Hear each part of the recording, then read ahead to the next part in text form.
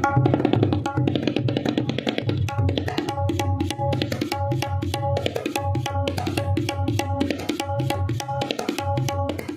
कुंभसाठी नाशिकमध्ये बैठक होते आहे, आपण त्या ठिकाणी जाणार आहात, आपल्याला निमंत्रित करण्यात आलेलं आहे, नक्की काय?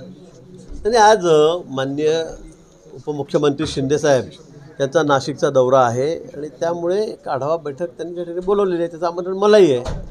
पण उद्या आमची मोठी बैठक या ठिकाणी भारतीय जनता पक्षाची इथे आहे. माननीय मुख्यमंत्री महोदय येत आहेत, त्यामुळे मला जाणं शक्य नाही. आणि मला असं वाटतं की परवाही माननीय मुख्यमंत्री महोदयांनी बैठक घेतली होती, त्या बैठकीला मी नव्हतो. नाशिकच्या संदर्भामध्ये बैठक घेतली त्यासुद्धा मी गेलेलो नव्हतो. आज शिंदेसाहेब घेत आहेत.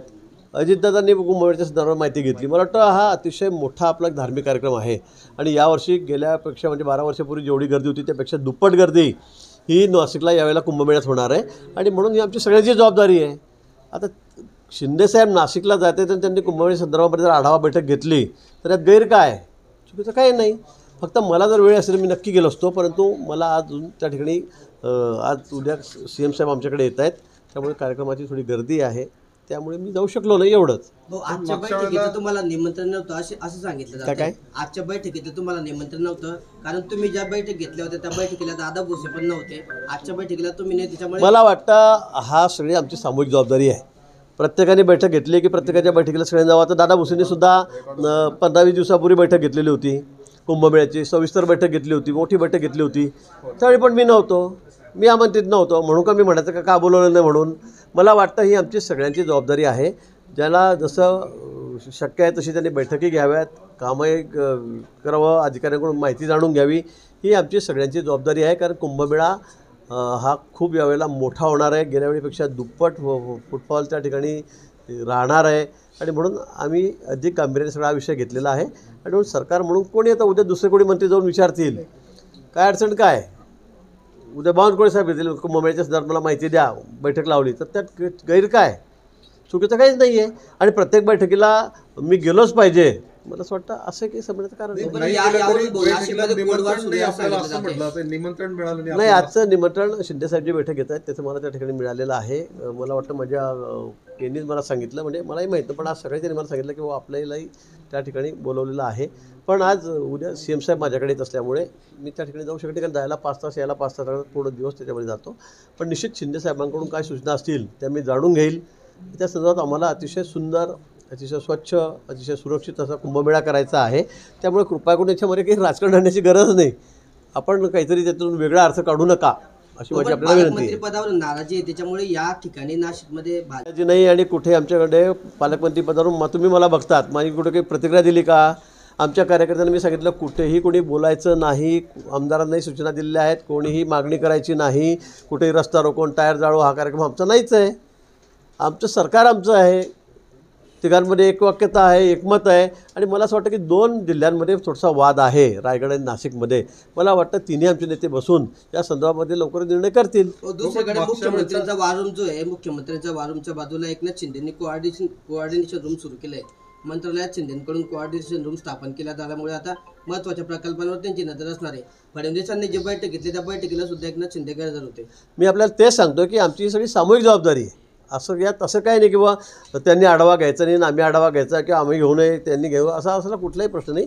शेवटी मुख्यमंत्री हे राज्याचे प्रमुख असतात, उपमुख्यमंत्री त्यांचे मान सन्मान तेवढाच आहे. मला वाटतं त्यांनी जर वारूम केली, त्यात जर आढावा घेतला कामाचा, तर अधिक गती कामांना येईल ना. अधिक गतीने आम्हाला काम करायचं आहे, त्यात वाईट काय?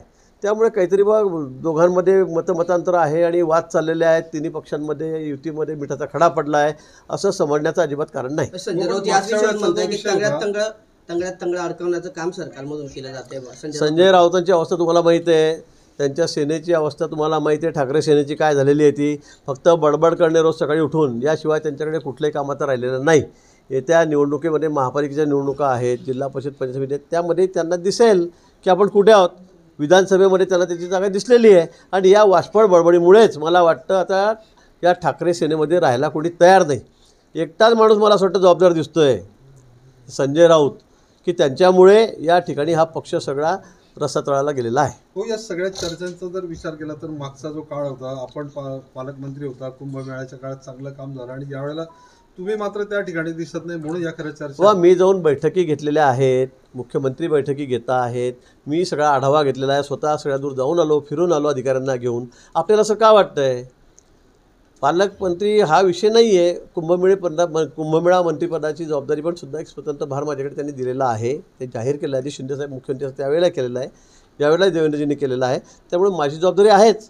मी वेळोवेळी जसा वेळ मिळेल तसं नाशिकमध्ये जातो आहे, माहिती घेतो आहे. परवा ज्यावेळेला इथे बैठक झाली, सह्याद्रीला मुख्यमंत्री महोदय होते, शिंदेसाहेब, त्या दिवशी मी होतो ना बैठकीमध्ये. अनेक विषयावर चर्चा झाली. सगळे अधिकारी, वरिष्ठ अधिकारी, सगळे सेक्रेटरी विभागाचे सगळे त्या ठिकाणी होते. त्या बैठकीला मी होतो. एखाद्या बैठकीला गेलो नाही याचा अर्थ खूप आता काहीतरी युतीमध्ये खूप फाटलं आहे, विरजण पडलं आहे, मिठाचा खडा पडला आहे असं आपण का म्हणतात मला हे समजत नाही. पण पालकमंत्रीपद नियुक्त होत नाही नाशिकचं, पण दुसरीकडे कुंभमेळ्यासाठी वेगवेगळ्या पक्षांच्या बैठका सुरू आहे. झाल्या पाहिजे ना. पालकमंत्री नाही म्हणून का कुंभमेळा थांबणार आहे का? समजा नाही झाला पालकमंत्री तर अजून महिनाभर होणार नाही, 2 महिने होणार नाही. पण कुंभमेळ्यासाठी आम्हाला 2-3 वर्षाची तयारी करावी लागणार आहे. खूप मोठा खर्च त्या ठिकाणी करावा लागणार आहे. मोठं इन्फ्रास्ट्रक्चर उभं करावं लागणार आहे. आणि त्यासाठी काही लगेच ऐनवेळेवर ते होणार नाही. आणि म्हणून माननीय मुख्यमंत्री महोदय सांगितलं आहे, अतिशय रुमरेस यांनी आता हा कुंभमेळ्याचा विषय घेतलेला आहे. आणि त्यामुळे आतापासून आम्हाला रिंग रोड असेल, रस्ते असतील, ब्रिज असतील, रस्त्याचं रुंदीकरण असेल, हे सगळे विषय जे आहेत, काही इन्फ्रास्ट्रक्चर आहेत ते वाढवायचे आहेत. ते वाढवल्याशिवाय पर्याय नाही. आणि आता आपण बघितलं कुंभमेळ्यामध्ये पुन्हा कशी परिस्थिती झाली. मागचा कुंभमेळा आपण अतिशय सुरक्षित, अतिशय सुंदर केलेला आहे. त्याच धर्तीवर याही वेळेला हा अतिशय सुंदर असा कुंभमेळा, सुरक्षित कुंभमेळा आम्ही करणार आहोत. दादांनी म्हटलं की धनंजय मुंडे जोपर्यंत दोषी ठरत नाही त्याच्यावर कारवाई केली जाणार नाही, असं त्यांनी ठोस भूमिका घेतली दादांनी. मग तो त्यांच्या पक्षाचा निर्णय आहे. कारण सगळे म्हणतात दादा काय निर्णय घेत आहे, दादा काय निर्णय, तर दादाने निर्णय घेतलेला आहे. जोपर्यंत गुन्हा सिद्ध होत नाही, दोषी ते सिद्ध होत नाही, तोपर्यंत त्याच्यावर कारवाई करणार नाही असं अजितदादांनी म्हटलेलं आहे. मला वाटतं हा त्यांच्या पक्षाचा प्रश्न आहे ना. त्यांनी तो निर्णय घेतलेला आहे. ते पक्षाचे प्रमुख आहेत. मुंडे आता फडणवीस साहेबांना देखील भेटणार आहेत. मला वाटतं ते मंत्री आहेत आता, त्यामुळे ते भेटतील. त्याच्या कामाचं काही संदर्भामध्ये असेल, काही चर्चा करायची असेल ते भेटतील. ते कुठे आरोपी येतात ते फरार आहेत असं काही आहे का? ते मंत्रीच आहेत अजून.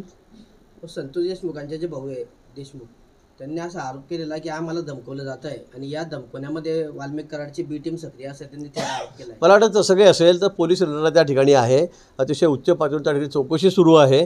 त्यांनी त्या ठिकाणी तक्रार करावी. आपण बघितलं असेल आता मुख्यमंत्री महोदयांनी, कारण केवढा मोठा या संदर्भाचा निर्णय घेतलेला आहे. इथे कोणालाही पाठीशी घातलं जाणार नाही हे माननीय मुख्यमंत्री महोदयांनी वारंवार सांगितलेलं आहे. आणि म्हणून या संदर्भामध्ये अतिशय वरिष्ठ पातळीवरून चौकशी सुरू आहे. दुसरं मुक्ताईनगरचे आमदार आहेत चंद्रकांत पाटील, त्यांनी सरकारवरती टीका केली. शेतकऱ्यांच्या पाठीशी हे सरकारने, आपण दंड थोपटू, जीव गेला तरी चालेल पण शेतकऱ्यांच्या पाठीशी उभं राहू म्हटलेलं आहे. मी काय ऐकलेलं नाही, मला माहिती घ्यावी लागेल. एक शेवटचा प्रश्न आहे. पीक विमा योजनेसाठी आता सरकार जे आहे 1 रुपयाऐवजी 100 रुपयात निर्णय देण्याची शक्यता आहे. योजनेत बदलासाठी कृषी आयुक्तांचा अहवाल सरकारला सादर आहे. बदल न केल्यास विमा कंपन्यांना 400 कोटी रुपये द्यावा लागणार आहे. शक्यता आहे, शक्यतेवर चालत नाही. शेवटी सरकारचा निर्णय काय होतो ते आपल्याला बघावं लागेल. शेवटचा निर्णय ज्या वेळेला येईल त्यावेळेला आपण या विषयावर बोलू. भाऊ लाडकी बहीण ताशेरे ओढलेले सरकारवर, ठीक आहे ना, पण तरी सरकारची योजना आहे. सरकारला वाटतं गरीब लोकांना धान्य मिळालं पाहिजे, आमच्या भगिनींना मदत झाली पाहिजे, आणि म्हणून सरकारने या योजना आणलेल्या आहेत. आता कोर्ट त्याचं मत सांगू शकतं. वेळप्रसंग असेल तर ते आमच्यावर काय नियमानुसार असेल तर ते काही कारवाई करू शकतात. पण मला असं वाटतं की गरिबांसाठी आमचं सरकार आहे. ह्या सगळ्या गरीब कल्याणाच्या योजना आहेत. त्यासाठी केंद्र सरकार असेल किंवा राज्य सरकार असेल, यांनी ज्या योजना चालवल्या आहेत तो अधिकार मला वाटतं सर्वस्वी सरकारचा आहे. भाऊ विशेष प्रेम करणारे मेगा रिचार्जच्या संदर्भामध्ये ऐतिहासिक निर्णय होणार आहे. जळगाव जिल्ह्याच्या बाबतीमध्ये मेगा रिचार्ज प्रकल्प जो आहे त्या संदर्भात एक ऐतिहासिक निर्णय होणार आहे. भाऊ, यामध्ये जळगाव जिल्ह्यात किती जमीन जी आहे ती सिंचनाखाली येण्याची शक्यता आहे? मला वाटतं मेगा रिचार्ज हा आमच्यासाठी अतिशय महत्त्वाचा असा प्रकल्प आहे. दिवसेंदिवस जमिनीतलं पाणी खाली चाललेलं आहे. भूगर्भातील पाण्याची पातळी खाली चाललेली आहे. रावेर यावल भागामध्ये 1,000 फुटाच्या वर 1200 फुटाच्या वर बोरिंग करावं लागतं. त्यावेळेला पाणी त्या ठिकाणी आम्हाला मिळतं आणि त्याच्यामध्ये वेगळे क्षार येत आहेत. आणि म्हणून आमची जमीन नापिकीकडे चाललेली आहे. आणि म्हणून या भूगर्भामध्ये पुन्हा पाणी गेलं पाहिजे. त्यामुळे मोठी पोकळी तयार झालेली आहे. आणि म्हणून मेगा रिचार्ज हा प्रकल्प अत्यंत महत्त्वाचा आहे. जवळपास 20,000 कोटी रुपये प्राथमिक जर आपण घेतलं 20,000 कोटी रुपये खर्च करून आम्हाला हा प्रकल्प करायचा आहे. 65 TMची पाणी हे त्या ठिकाणी जमीन आम्ही सोडणार आहोत. जवळपास 65 TMची पाणी, आणि त्यामुळे पाण्याची पातळी उंचावणार, वर येणार आहे. जिथे 1000-1200 फूट आहे तिथे 300-400 फुटावरी पाण्याची पातळी येईल. आणि मला वाटतं की हा शेतकऱ्यांसाठी अतिशय म्हणजे त्यांच्या आयुष्यामध्ये बदल घडवणारा म्हणू किंवा या सगळ्या भागाचा कायापालट करणारा असा हा महाकाय प्रकल्प आहे. अनेक वर्षापासून आमचा प्रयत्न सुरू होता. मी ज्यावेळेला 14 ते 19 मंत्री होतो त्यावेळेला खूप प्रयत्न झाले. आमच्या उमादिदी त्यावेळेला मंत्री होत्या केंद्रीय जलसंपदा खात्याच्या, त्यासुद्धा इथे येऊन गेल्या होत्या. नदी पात्रातसुद्धा आम्ही हेलिकॉप्टर उतरलो होतं, त्या पाहणी करून गेल्या होत्या. आता या कामाला चालना मिळालेली आहे. C.R. पाटील साहेब आमचे मंत्री आहेत केंद्रामध्ये, त्यांच्याकडे आम्ही पाठपुरावा करतो आहे. मला वाटतं लवकरच आता हा प्रश्न मार्गी लागेल. यामध्ये मध्य प्रदेश आणि महाराष्ट्र दोन्ही सरकारचा त्या ठिकाणी संबंध येतो, दोन्ही राज्यांचा संबंध येतो आहे.